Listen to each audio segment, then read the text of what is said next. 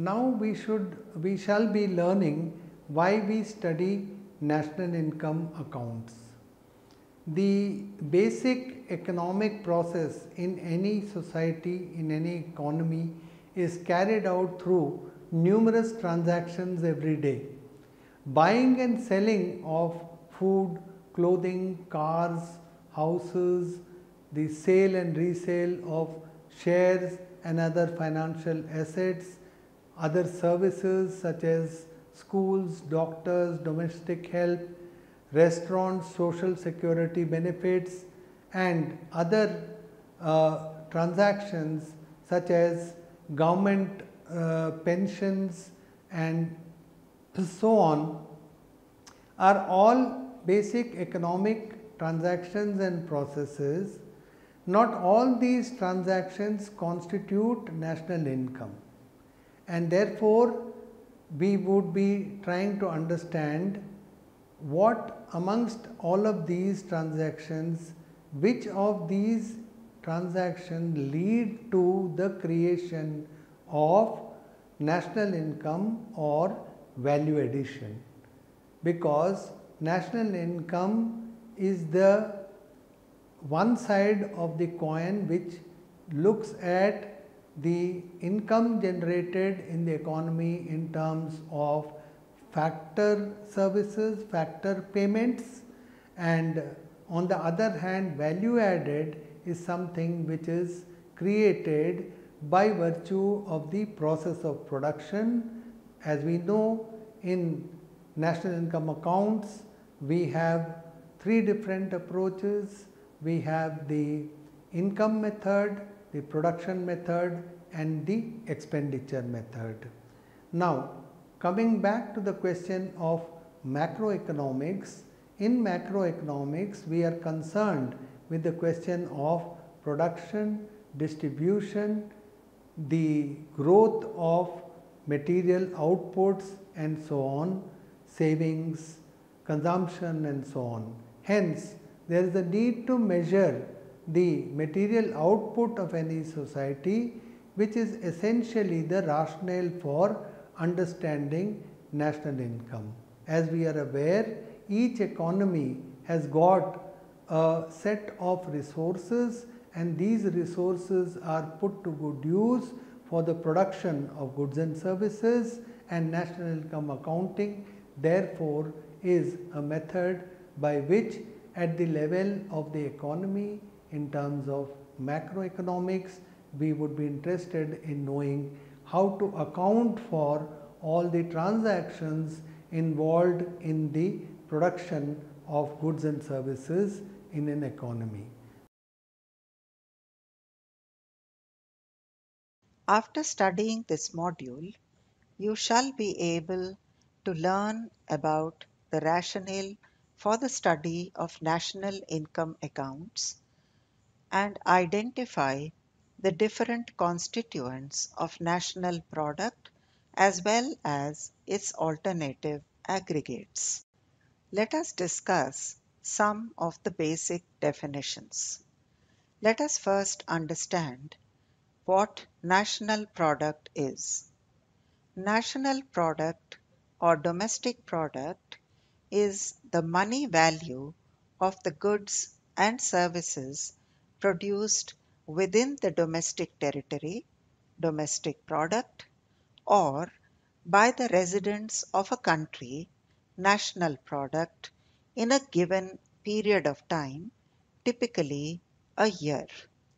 In other words, abstracting from the difference between domestic and national product for the moment, national income is, simply put, the money value of transactions representing the current production of goods and services. The concept of national product can be better understood by expanding on some of the concepts used implicitly. Let us first understand the concept of current production of goods and services. In any economy, there are many goods which get sold and resold between several buyers. For example, mobile handsets, cars, and computers. According to the definition of national income, these goods would have been included in the national income estimate of the year in which these goods were produced. If we were to include every resale transaction of these goods in our national accounts, our national product estimate would be a serious overestimation. Hence, any sale of goods that have previously been included in the national income accounts is not included at the time of its resale. Example. For instance, let us consider a car worth rupees 4 lakhs manufactured in the year 2010. This car is resold to another buyer for rupees 3.5 lakhs 3 years later in 2013. Since the car was produced and sold first in the year 2010, the national income of that year would have included this transaction. However, the latter transaction, that is, the resale of the car 3 years later, will not be included in the national income of the year 2013. Hence, the transactions of resale of second-hand goods remains excluded from the national income. In the earlier slide, we had discussed the example of the resale of a car. This principle holds true even for goods such as shares and other financial assets which are continuously sold and resold in the financial markets. As each sale does not actually represent any new production undertaken in the economy, it does not get included in national income. However, the first time that a company issues equities in the market to raise money to set up an industry, the value of sales enters national income as it reflects current production. Additionally, the gross domestic product or GDP, one of the alternative measures of national income to be explained later in the lecture as per the definition, excludes any capital gains or losses on the assets when they are resold. Another distinction exists in the case of intermediate goods and final goods, wherein, for the purposes of national income, only the latter gets included. Suppose a certain number of units of cotton are produced in 2012 and sold to a cloth manufacturer for rupees 10,000 in the same year. The manufacturer uses this cotton to produce certain units of cloth, which in turn sell for rupees 12,000 in the market, all within the same year. As cotton has been included in the national income as part of the first transaction, its value should not be included again as part of the valuation of the cloth. Another concept is transfer payments. There are some transactions in an economy that, even though valuable from a welfare point of view, signify no corresponding production of any new good or service. For instance, old age pensions or merit scholarships given by the government are simply transfers of purchasing power or redistribution of the already existent goods and services produced in a society. These payments are not given in lieu of any productive activity undertaken by the recipient. In other words, these transactions are different from the wages that are given, supposing to a certain construction worker in return for his labor services. Hence, any transfer payment in the form of social security will not be included in the national product of the economy. Let us now discuss the concept of immeasurable activities. Many activities are often excluded from the national income on account of simply problems of measurement. These are activities usually which are not sold in the market, such as time spent in household work, even though part of the productive set of activities carried out in an economy. In addition, there are several other activities which are included in the national income but have associated costs which remain excluded from the national income. For instance, the production of bricks in the kiln might be included as part of the production in the national income, but what about the pollution that it causes? The cost of environmental degradation is a depletion of sorts and yet remains excluded from getting captured in any of the variants of national income. Although there are several reasons to incorporate the productive activities of unpaid domestic work and the costs of environmental degradation, they remain excluded because of the practical difficulties of measurement. Of course, efforts are being made by different countries to incorporate some of these activities in their estimates. Another set of activities that remain excluded from the national income are those which are not legal.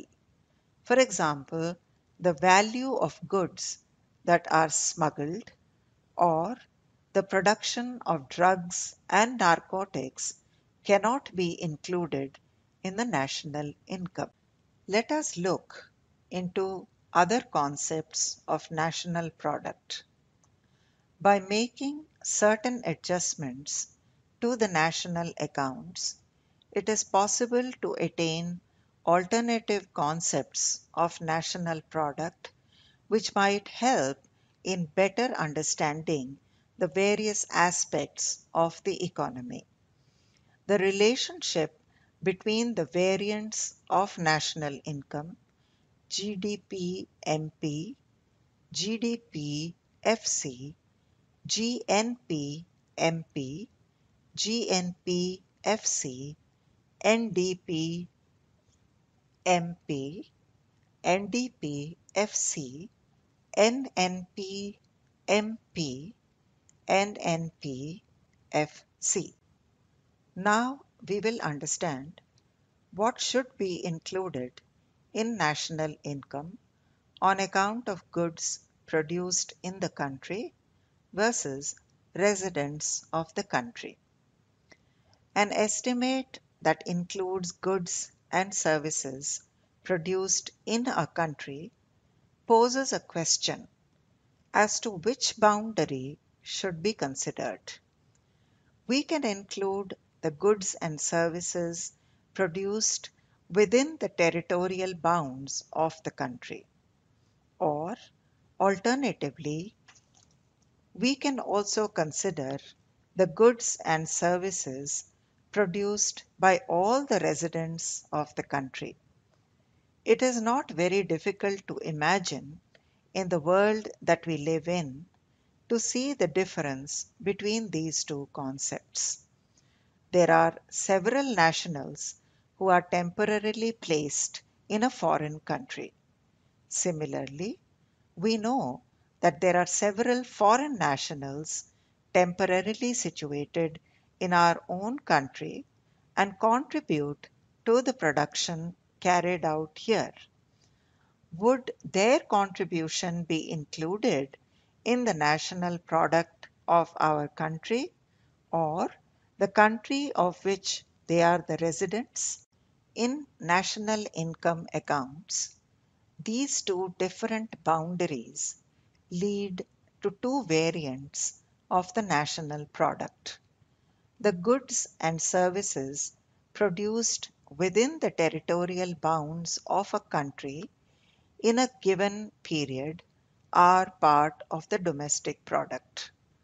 On the other hand, goods and services produced by the residents of a country, wherever their contemporary base might be, within the country or in a foreign location, are considered a part of the national product.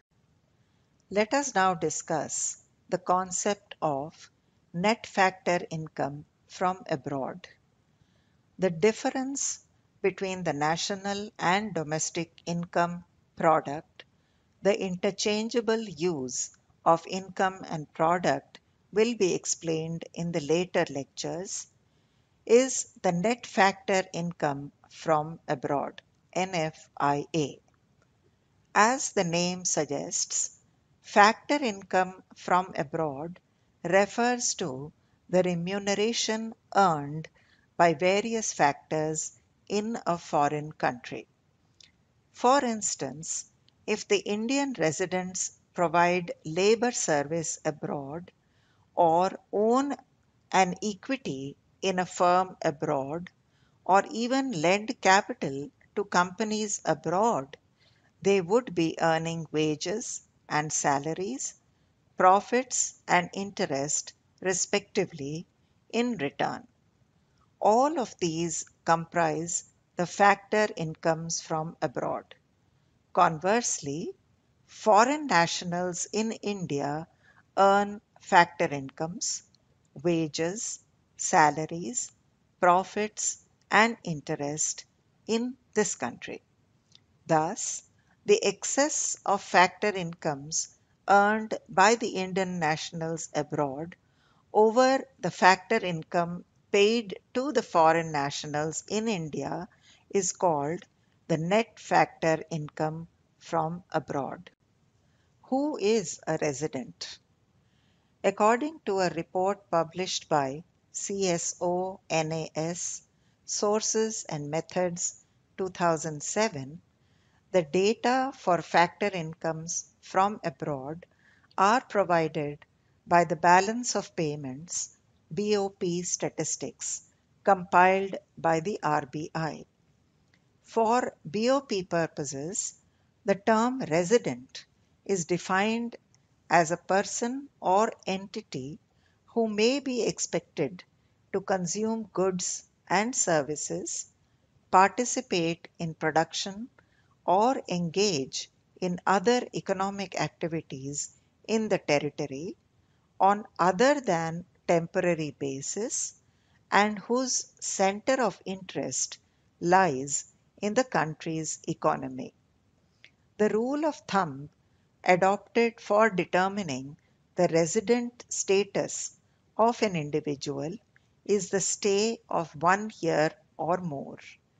Thus, residents cover Indian nationals and non-nationals residing in the country for 1 year or more, government agencies comprising all departments, establishments, and bodies of its central and state governments, and embassies and consulates and other entities of the government located abroad, business enterprises, and non-profit organizations. Formally, factor incomes earned by Indian residents abroad minus factor incomes paid to foreign nationals in India is equal to net factor income from abroad, or NFIA. While calculating the national income for India, we need to include the net of these factor incomes from abroad. Hence, in order to obtain the national income, we add the net factor income from abroad to the domestic income. Let us understand how the existence of various aggregates of national income is helpful to us. Formally, GDP plus NFIA is equal to GNP, or GNP minus NFIA equals GDP, where GDP refers to gross domestic product, GNP refers to gross national product. Now, how is the existence of various aggregates of national income helpful to us? This distinction between a domestic and national income might allow us to make certain inferences about the nature of our economy.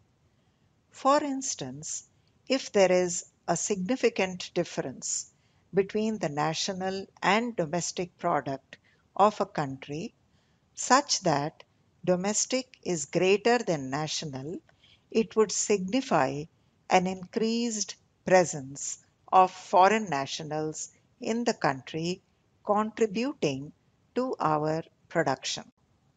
Let us now move on to understand the concept of depreciation. In the course of production, the fixed capital, plants and machinery undergo routine wear and tear, which signifies the extent of consumption of fixed capital.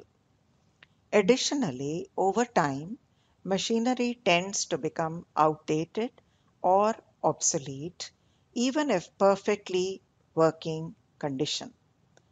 To avoid overestimating the national product, we create a provision for this wear and tear or depreciation, as well as routine obsolescence.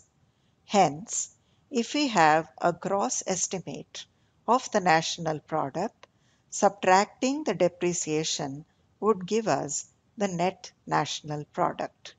Formally, GDP by GNP minus depreciation equals NDP by NNP, or NDP by NNP plus depreciation equals GDP by GNP, where NDP refers to net domestic product and NNP refers to net national product. In any economy, the government is responsible for raising the revenue and expending it on certain items of importance in the society. The taxes levied and the subsidies for certain goods and services provided are instances of these revenue sources and expenditures.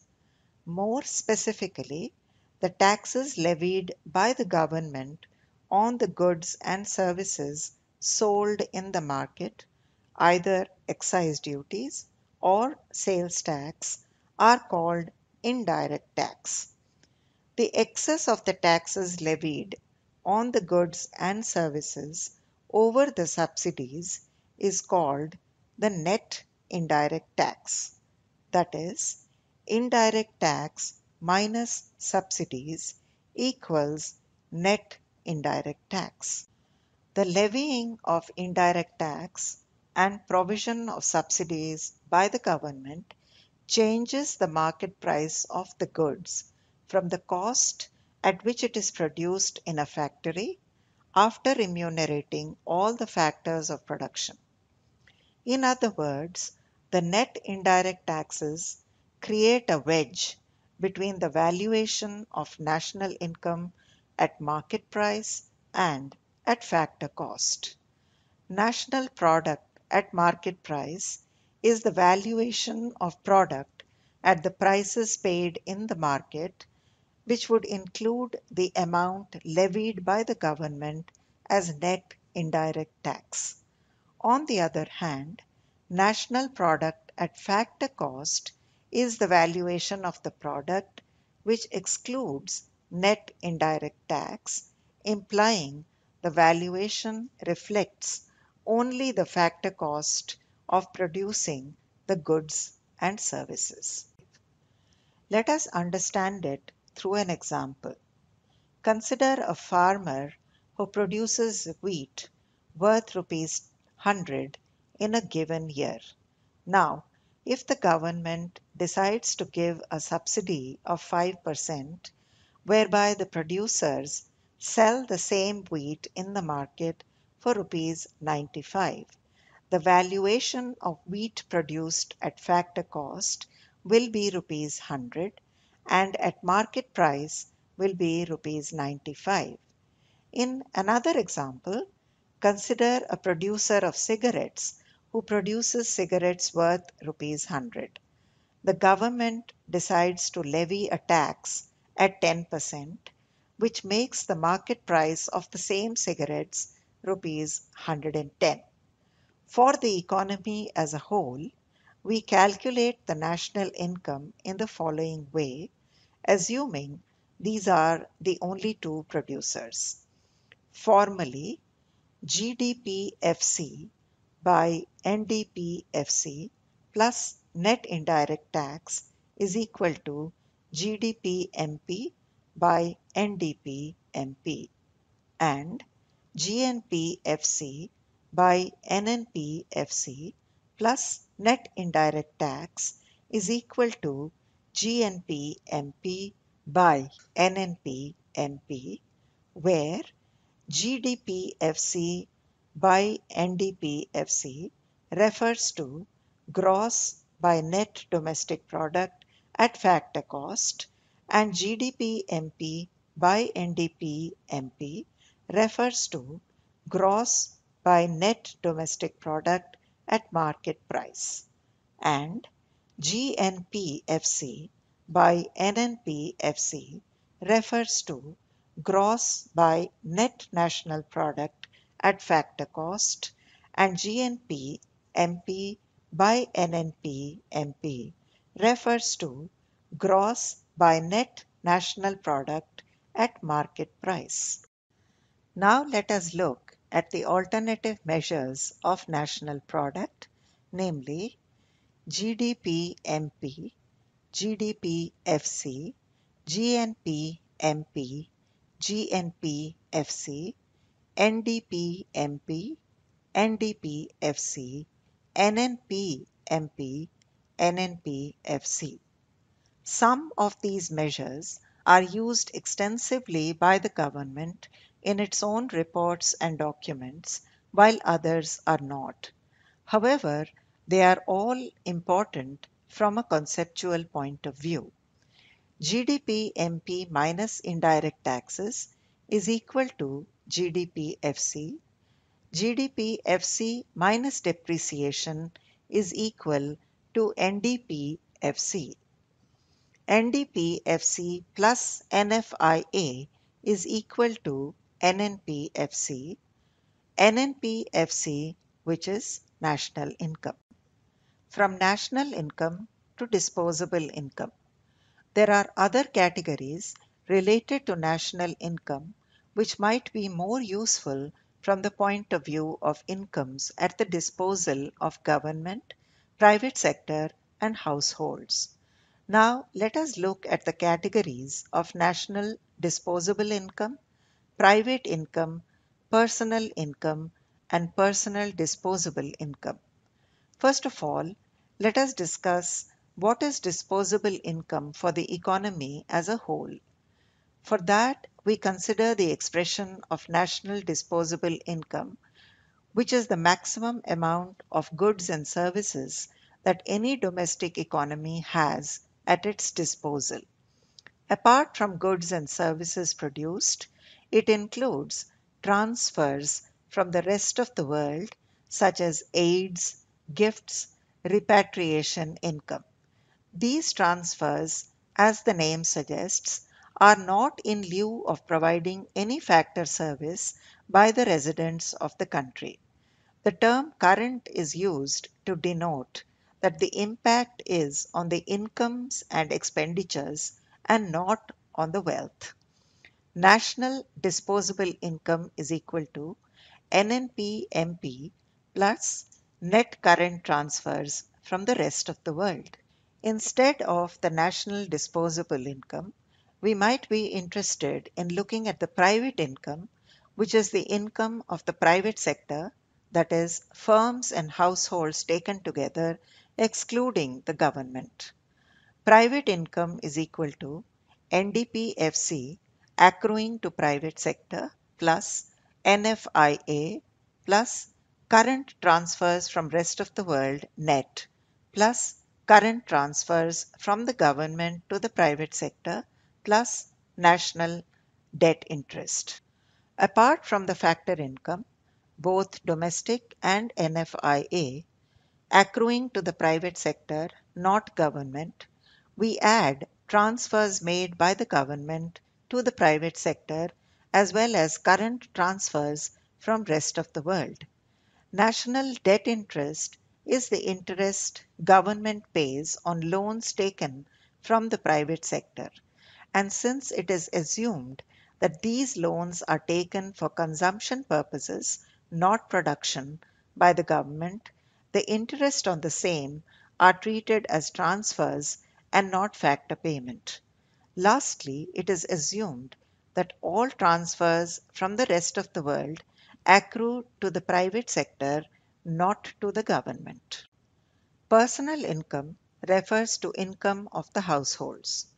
The part of profits of private corporations not distributed among the households, either because they are paid to the government as profit tax or as kept by corporation as retained earnings, are subtracted here, since they are not at the disposal of the households.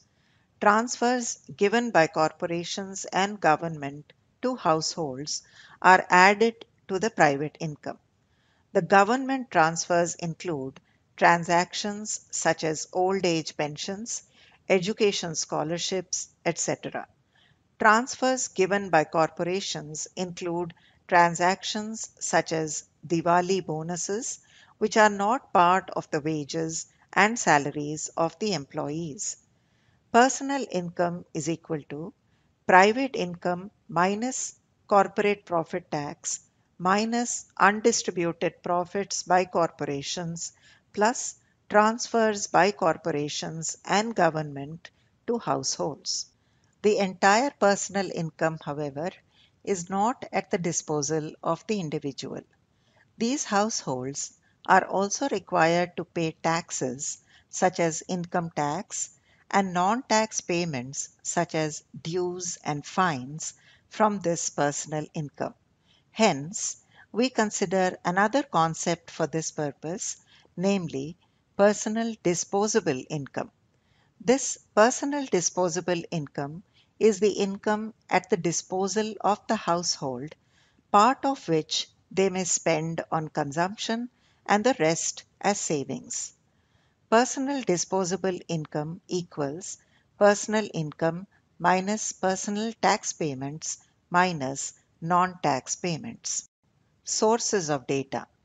The organization that collects, maintains, and publishes data on the national accounts in India is National Statistical Organization (NSO). Within the NSO, Central Statistics Office (CSO) has the main task of coordinating statistical activities as well as evolving and maintaining statistical standards. Its activities include compilation of national accounts, conduct of annual survey of industries and economic censuses, compilation of the index of industrial production as well as consumer price indices. Let us summarize what we have learnt in this module. National product, domestic product, is the money value of the goods and services produced within the domestic territory or the domestic economy by the residents of a country, which is also could be called national income. Obviously, this happens during a given period of time, which is typically 1 year. There are several alternative aggregates to express this national product, namely GDP at market prices, GDP at factor cost, GNP at market prices, GNP at factor cost, net domestic product at market prices, net domestic product at factor cost, national product at market prices, net national product at factor cost. National income or product is signified as NNP at factor cost. To identify the way households spend their income between consuming goods and services produced in the economy or saving the rest, we need to look at aggregates such as disposable income. The macro aggregates can be comprehended better with the help of concrete data available to us from the data collecting bodies such as the Central Statistical Organization or CSO.